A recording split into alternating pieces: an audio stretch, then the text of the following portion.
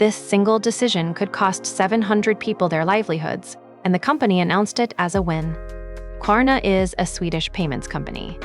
In February 2024, Klarna announced that its AI chatbot was doing the equivalent work of 700 full-time customer service agents. The projected annual savings, $40 million. This series covers AI and jobs one occupation at a time, and today we go deeper into the customer service data than any headline has. Klarna earns the opener because it is not a forecast. It is a company on the record with a head count and a dollar amount. 8 months earlier, IBM CEO Arvind Krishna told Bloomberg that IBM would pause back-office hiring for roles AI could handle, a move potentially affecting 7,800 positions. And the displacement is not limited to American tech companies.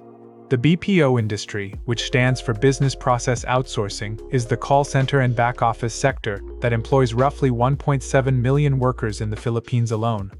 That industry exists specifically because it was cheaper to route English-language service calls to Manila than to handle them domestically.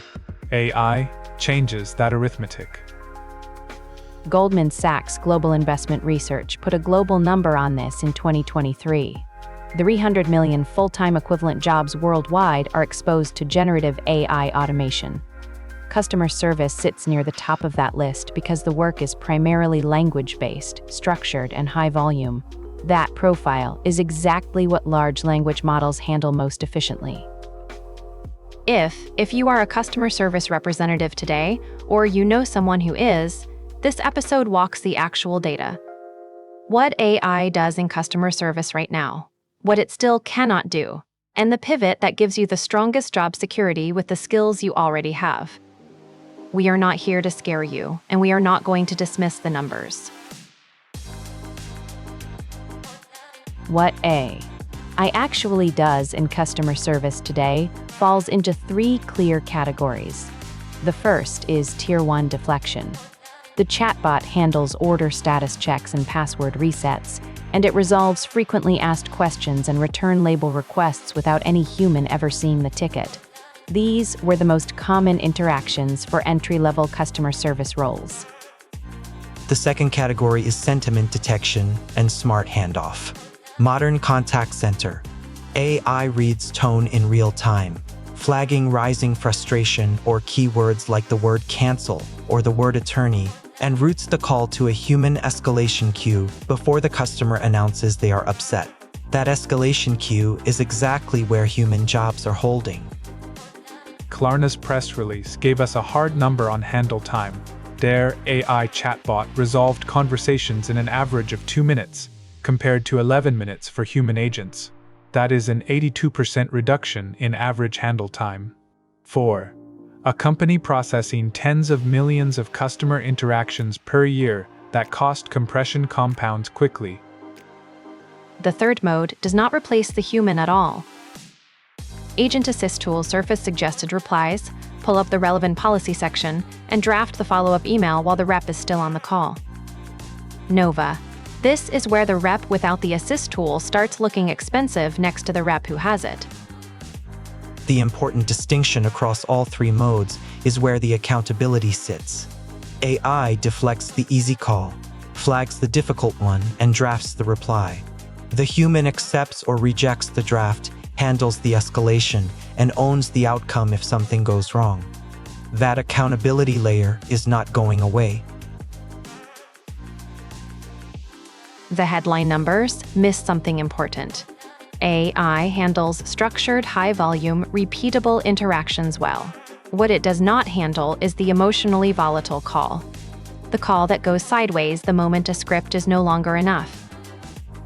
And those calls are not edge cases. They are a predictable share of every shift because people contact customer service when something in their life has already gone wrong. Imagine a customer who just lost a parent and is disputing a charge on the account, or a patient who is confused about a billing error and genuinely frightened. That call requires a human being to read the situation, adjust tone, and stay present. No amount of training data replicates that yet. Regulated industries add a legal layer on top of that. Financial services and insurance both have legally required disclosures that must come from a licensed representative. A chatbot that makes a guarantee violating Regulation E or the factor analysis of information risk. Debt Collection Practices Act creates immediate legal exposure for the company. Marcus, that compliance wall is where some of the strongest job protection currently sits. Edge cases are the third gap. Chen. AI performs reliably inside the patterns it trained on. When a customer's situation falls outside standard policy, such as a refund request involving a deceased account holder or a dispute requiring two conflicting contract terms to be reconciled, current models generate a confident answer that may simply be fabricated. Turns out the hardest part of customer service has always been the part they do not cover in week 1 of training. And that is exactly the part AI handles worst. For now, that is the part that still requires a human in the seat. The honest framing is this: AI is raising the floor on what customer service reps are expected to handle. The routine work is being automated away, and the remaining human role is shrinking toward the genuinely difficult. That shift raises the skill bar and raises the pay ceiling at the same time.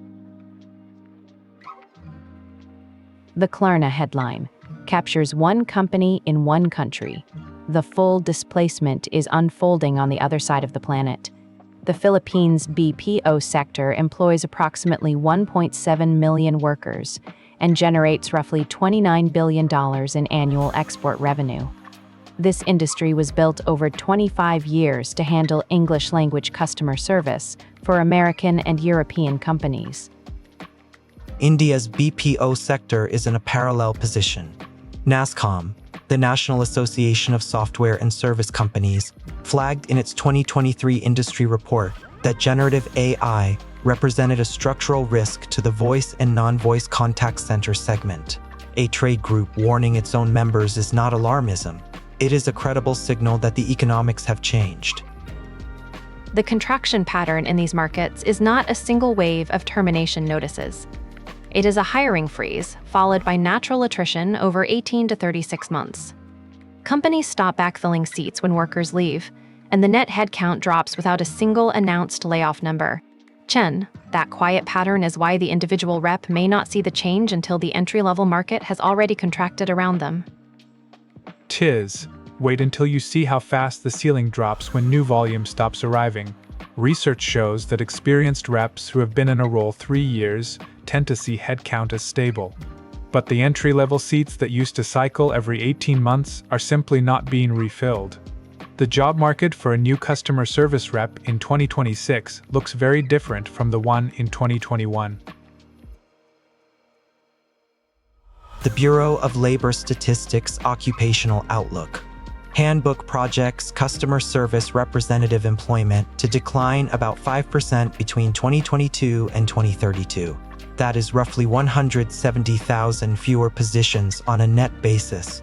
The gross displacement is larger because new roles in customer experience design are being created at the same time the entry-level tier is contracting. McKinsey's Global Institute Automation Potential Research found that approximately 58% of tasks inside a typical customer service role are technically automatable with current AI technology. Chen. That is not a projection that 58% of jobs disappear next year.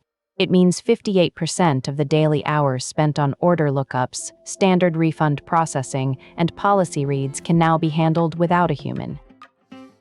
What is actually growing inside the customer service job family is the higher complexity tier. Complaint resolution specialists, technical account managers, and customer experience designers are all seeing demand hold or grow. These roles require judgment, relationship management, and escalation skill that sit outside the automatable 58%. The job category is not disappearing. The entry-level scripted version of it is contracting, while the judgment-intensive version is actually in demand. And here is what most reps underestimate. The skill built handling a hostile caller on a high-pressure shift is exactly the skill the technical account manager role runs on. The title changes. The ability to de-escalate someone who believes they were wronged does not. The first practical step is a self-audit of your current role. Write down every task you handle in a typical shift. Then separate the list into 2 columns: tasks that follow a script or a decision tree, and tasks that require you to read a situation and make a judgment call. The scripted column is your vulnerability map. The judgment column is your job security.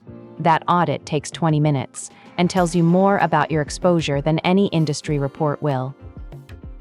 3 pivot tracks have the strongest job market signal right now. Customer experience design involves building the journeys and policies that the chatbots then execute. And it is growing because companies need humans to design what AI will do, not just operate what AI already does. Complaint resolution specialist and technical account manager both sit in the judgment tier and command higher base compensation than the entry-level customer service floor. The credential gap for those 3 tracks is smaller than most people expect. Google's Customer Experience Certification, the Salesforce Certified Administrator Credential, and the HubSpot Service Hub Certification are all free or very low cost. Nova, adding one of those to a resume alongside 4 or more years of contact center experience, changes the conversation from screening call to offer discussion. If you are not sure where to start, the Department of Labor runs a completely free service at carryronastop.org, where you can reach a state-licensed career counselor. You can also call 1-877-872-5627. If you forget everything else in this video, remember, the customer service job that AI is replacing is the scripted one, and the judgment-based version of that same job is still hiring. Drop in the comments, has your employer introduced any AI tools in your customer service workflow yet? Today's key takeaway: Klarna's February 2024 announcement put a hard number on what AI-powered customer service costs companies. 700 agent equivalents, $40 million annually. The displacement is real and is already underway through attrition in BPO markets across the Philippines and India, not through announced mass layoffs. 3 years from now, the reps who leaned into the judgment side of the job will be the ones who never had to fight for a seat. Escalation handling, complaint resolution, and technical account management are where the growth is. You already have those skills. The credential gap to make them visible is measured in weeks. Next episode, the one BLS projection that researchers say is the steepest fall of any office occupation in America right now, and why most data entry clerks facing a 23% employment decline have not been told it is coming. If this series is useful to you, subscribe so you do not miss the next episode. We are walking every major occupation one at a time with the actual data, not the headlines. Don't forget to like. This has been Professor Erica. I am signing off, and we will see you in the next one.